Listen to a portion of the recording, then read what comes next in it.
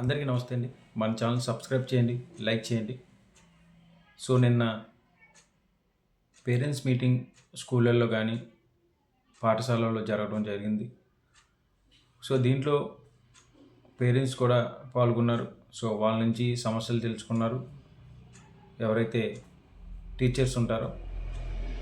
So అలాగే మొక్కలు కూడా పెంచాలని చెప్పేసి టీచర్స్ పిల్లలకి ట్యూషన్ కూడా చేయడం జరిగింది.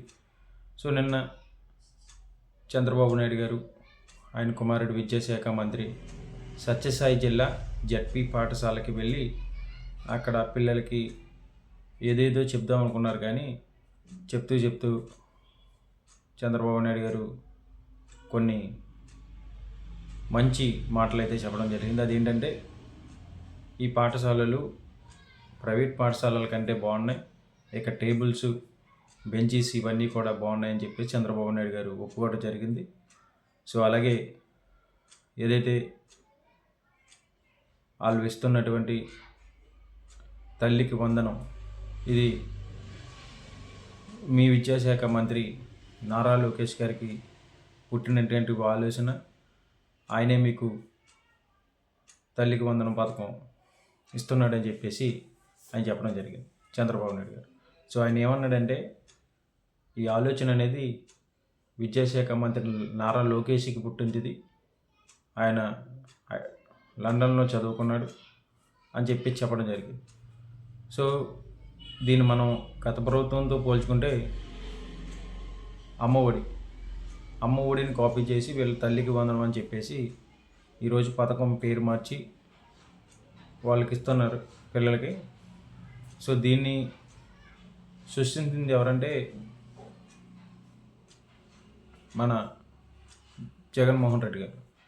సో ఆయనకు వచ్చినటువంటి ఆలోచన, చంద్రబాబు నాయుడు గారు ఆయన కొడుకుని ఎలివేట్ చేసుకోవడానికి, ఆయన కొడుకు తెలివైన వాడు, మేధావి, రేపొద్దున్న ఈరోజు ఈ సంవత్సరం వచ్చే సంవత్సరం మనం ముఖ్యమంత్రి పీఠాన్ని ఆయనకు అప్పచెప్పాలంటే ఆయన్ని ఎలివేట్ చేయాలని చెప్పేసి ఒక ఉద్దేశం ఉండొచ్చు. ఎందుకంటే కొడుకు మీద ప్రేమ ఉండొచ్చు, లేకపోతే రేపొద్దున ముఖ్యమంత్రి పీఠం ఇస్తా ఉన్నాం, ఆయన ఏదోటి ఈ రాష్ట్రంలో మంచిది చేయడని చెప్పేసి ప్రజలకి చెప్పాలనే ఉద్దేశం కూడా ఉండొచ్చు. ఆయన ఆలోచనల నుంచి పుట్టిందని చెప్పేసి చెప్పడం అనేది ఈరోజు నిజంగా ట్రోలింగ్కి గురవుతూ ఉన్నారు. ఎందుకంటే ఈ ఆలోచన అనేది పుట్టింది జగన్మోహన్ రెడ్డి గారికి. అది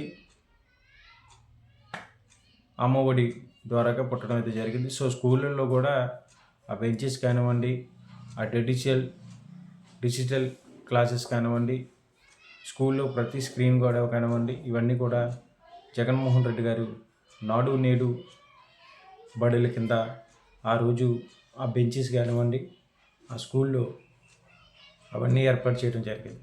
సో ఈరోజు ప్రతి పేరెంట్స్ మీటింగ్ జరిగినప్పుడల్లా తండ్రి కొడుకులల్లా వెళ్ళి ఏదో స్కూల్కో లేకపోతే ఏదో జడ్పీసీ పాఠశాలకు వెళ్ళి వీళ్ళ పిల్లలతో కలిపి భోజనాలు చేయడం ఇవన్నీ చేస్తూ ఉన్నారంటే, ఎందుకంటే స్కూల్ని మేము అభివృద్ధి చేస్తూ ఉన్నాం, విద్యాశాఖ మంత్రి బాగా పనిచేస్తూ ఉన్నాడు అని చెప్పేసి వీళ్ళు సెల్ఫ్ డబ్బా వీళ్ళు కొట్టుకోవడానికంటే వేరే వాళ్ళు చేసినటువంటి పని కూడా ఆయన కొడుకు ఖాతాలో లేకపోతే ఆయన ఖాతాలో వేసుకునే ప్రయత్నం అయితే చేస్తూ ఉన్నారు వీళ్ళు.